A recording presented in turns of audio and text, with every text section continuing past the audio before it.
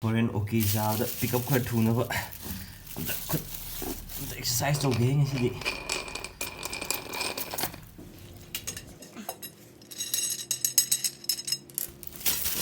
Foreign pick up too never.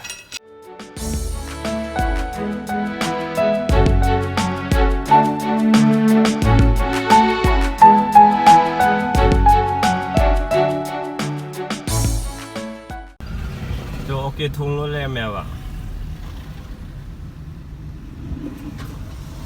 ado miyam masi OK chabai video namge tawne do OK do thonglonlamba aduna OK chabai na tabi meitei yen ga okka nga ga chabai video na ba charage yemina de Christmas ki special sizana pork thongba lore si pork khoi meitei style thongba pork ne sina fish si porong na tra porong sina porong ada sina meitei yen thongba meitei chicken sina ye chak sina samput J local पकड़ पे हो गए तो जे माई चाक्सियों दोई दो रे सिना दासान आसान अरेगी लंचेन भी तानिया इमाउ तो उन्हें भी जिन्हें आदे जे सिना बेम बेम सिना बिशोजी फायदे याम कट पा कोई की ओगसी जे ओके हंगम दबदगी ओके मोटर्स माइंड तो उन्हें सिना कोई सर्व तो बिरी उलेना सी याम सी साइज तो तुम्हें यंग खंगम मनी 그 컴퓨터 में आम जे अदो ngasi di tu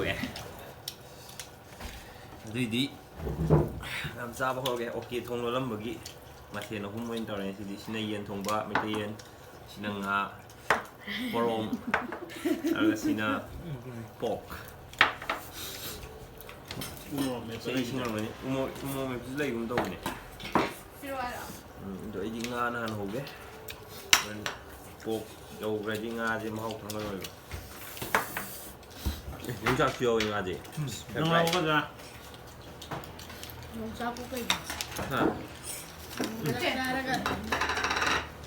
mua một hai cái rồi sắp đầu thôi mua một hai bên ngoài thế nó như thế nào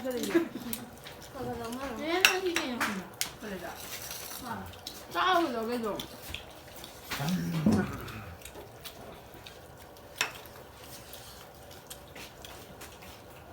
cứ hầu à ngon tôi chung mà không chuyện gì có món khoai hầu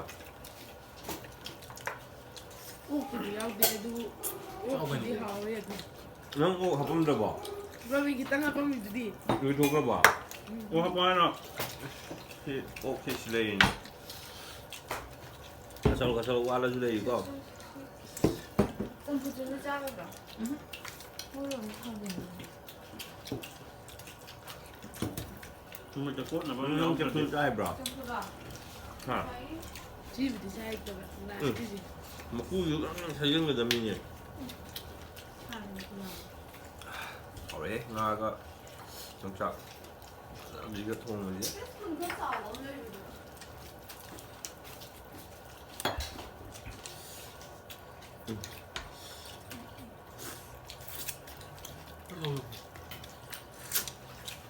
đó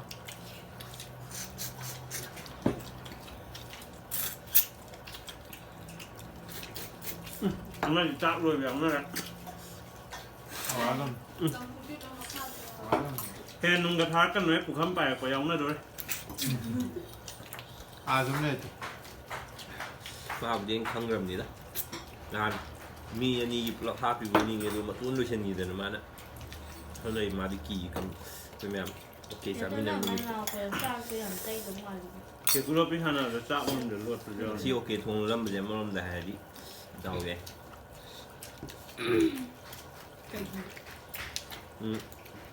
nơi đại đào bạc mà mang này chắc là nô phiêu cắtไปมาเลยดิคือกับยำทูเลยไหม Anh John. Này. Cháu gì vậy? Dạ. Sáng thì gọi phải không?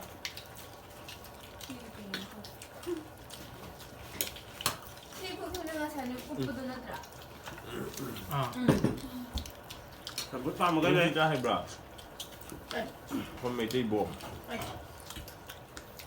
đó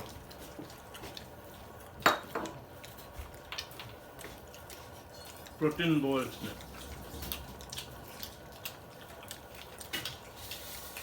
많은 요탄에 좀 작다들 사 슈퍼볼. 비싼 나와. 장난을 하면 안 돼.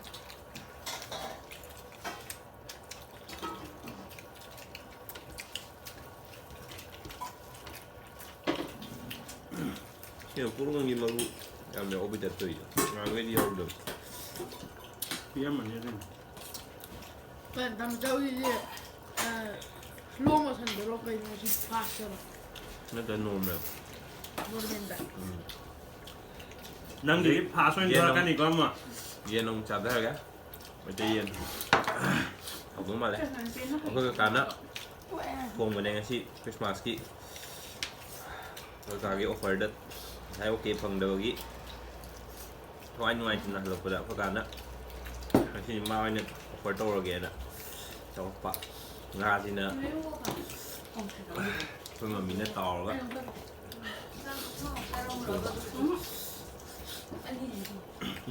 đó sao rồi tôi thêm. không sao luôn nào 사실 너 유럽이 아니냐? 아니 아니 아주 상디네 싹이 가져갔대. 일단 가 보면 그런 말 걔네들 송과 송로 이제 백항녀가 쉬운 마음 갖고만 니야 정말. 응? 그러면 이들 Nhà mà lẽ. 막을 주지. Hả? Anh vô ai chơi đây?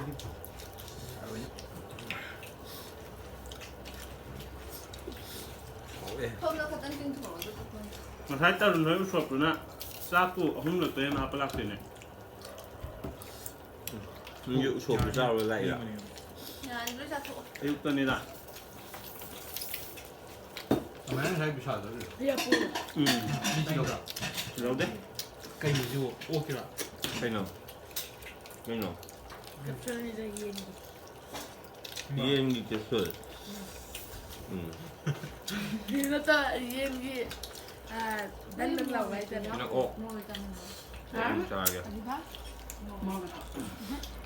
그냥 이제 Han mới gặp phải đầu đấy.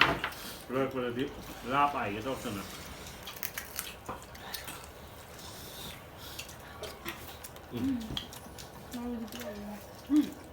Malo di pide ya. 더해 너무 잘 이제 아무리 얘기하면 야, 그러면 차를 너무 야뭐 다음에 해놔. 약간 잘리냐고 해야지.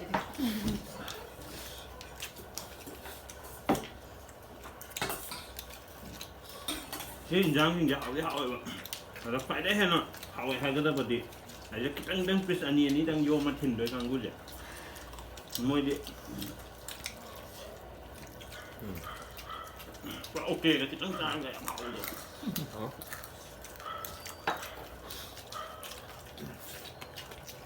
핑하 뭐.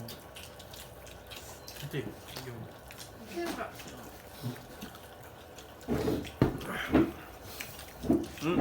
자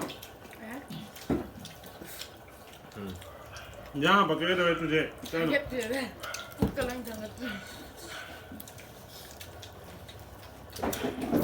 하고 봐 레몬 건 왜? 와, 그런지.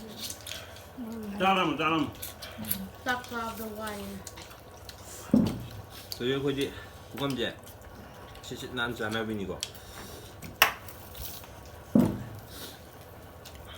산안나 훅보다 산안들도 너희보다 산안을 놓아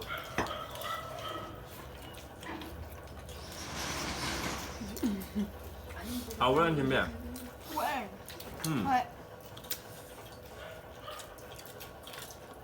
Đừng cho nó hoa coi nào. 아우 그럼 뭐이 그냥 싹 와빼 말에 는 구금도 깜짝 우리 싹대 아프잖아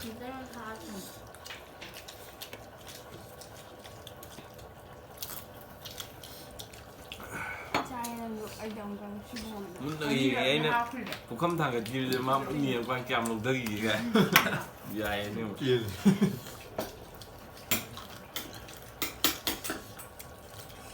우와.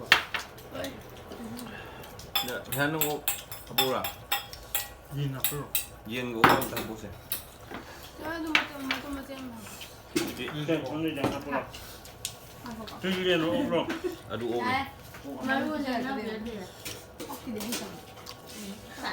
맞으면 자.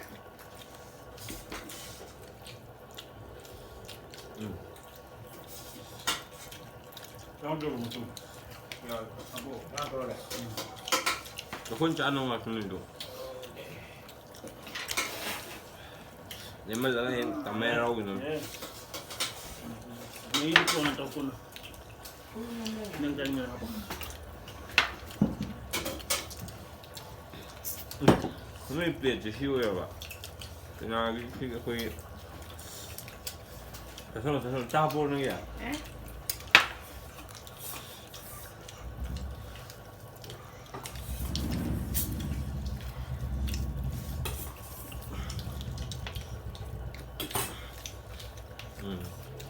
meitei này xem mình rồi. 간다. em ly là cái gì tao lúc ta em xem ăn.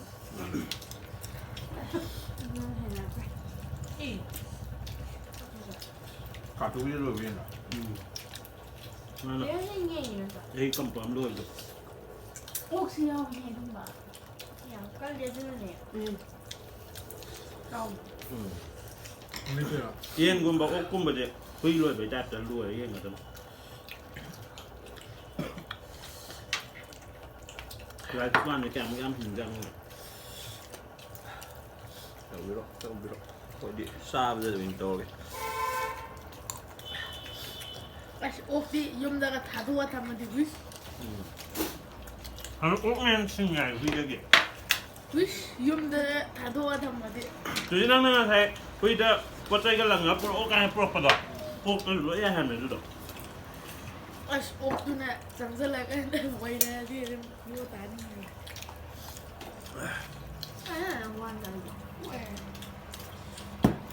Không rồi. Đây, yên mới ra rồi. Đếm nó như thế. 실이 들도록 여기로. viên bỏ 그냥.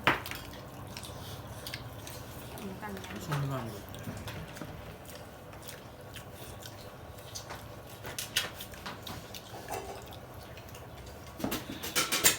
Mình thấy rồi đó, cái ship đâu nó bao. Đây cái đó là gì anh em đó. Nó đi được. Thì sinh thật của cậu ấy. nhưng mà không ra là Mình ra. 짠에. 그런데 잘나네. 엄마 갔다. 옥기만 공사하러 가. 정도. Xa rồi ta. Ô kim không xa rồi ấy thì hình nó hết rồi đi. 그치. Cái gì đó không ăn quá đâu mà thấy được.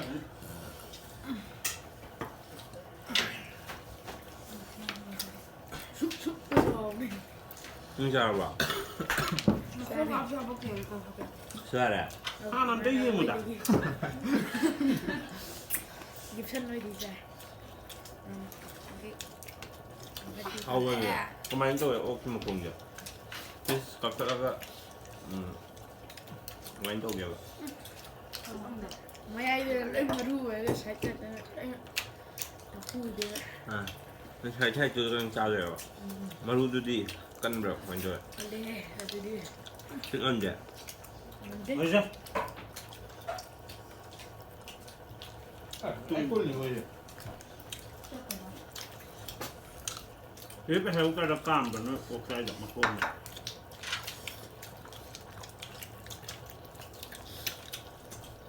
Thế thì du đấy hệ.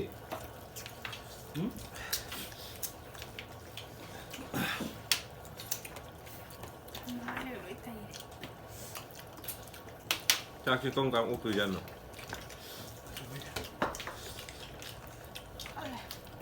ai quẹ Đang hấp thơ kìa, đưa hộp bên kìa. Cái nó ôi cái yên làm gì các bạn chơi được. Nhà đi phải đặt rồi. Mà khá như vậy nghe, anh có thơ gì, anh mua năm đi vậy rồi.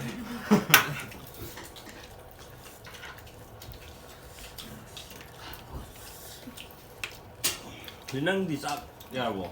Sao hấp kia nào? Hả? Nhằm trai đi.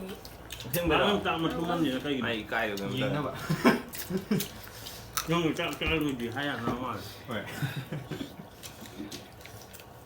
간단하게 싹 해주니. 한대야 돼. 사람만 좀 야와. 아. 이게는 좀 아빠게. 아. 아빠 마무리돼. 아빠게 좀 담을. Asmina si video si udah asli si video na lihat lang lang dari ini yang 둘째 짜봐. 양파는 짜게 막 그래. 싸서.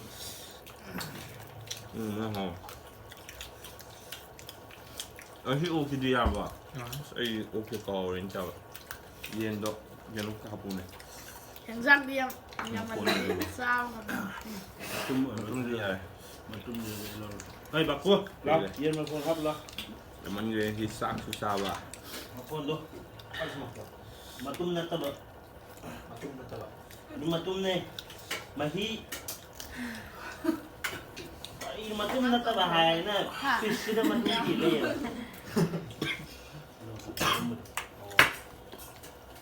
Cắt lê. yang akan Mà hi đi hỏi vậy. Ya. Ya đi. Ya dem nữa. Cái mà phi lại. Ya. Anh vào hai rồi. nama lagi jadi Em không biết hồi đi. nama lagi jadi ya yang video Ờ. Vậy nhân advertise vậy.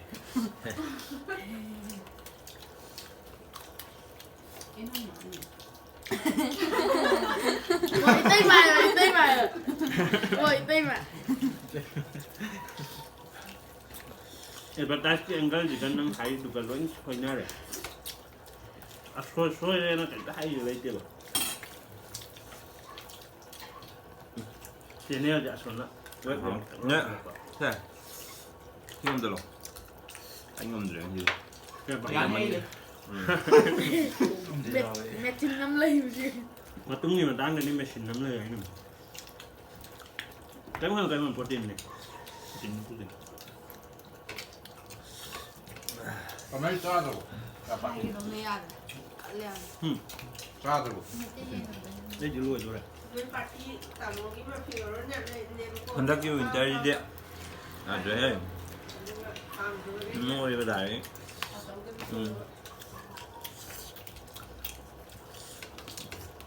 Ủa? 살 Tao 와. nói đi tao nói. Cắt rồi à? 생 거야. 소리야. 이상한 게. nggak masalah kan Anh này. Đang ăn ngon. Vừa đi chụp thử ra mà. 사람이야. Anh ấy xin được gì? Đâu cả đâu. Thế buồn à? Mà chế mà muốn ngã đây giờ cái này nha. Cô từ má của chị. Mà muốn đi mà chế cái đi nuôi cầm anh trong không đi. Làm ở đây bây giờ. Awe, Hawaii, beri Hawaii. Canh tao cả. padahal nggak apa Anh không chị. Không chị. Oh my god. Cây nó cái nào nó gì chứ? Anh không cái này. Wadi. Hadi de iyi loser.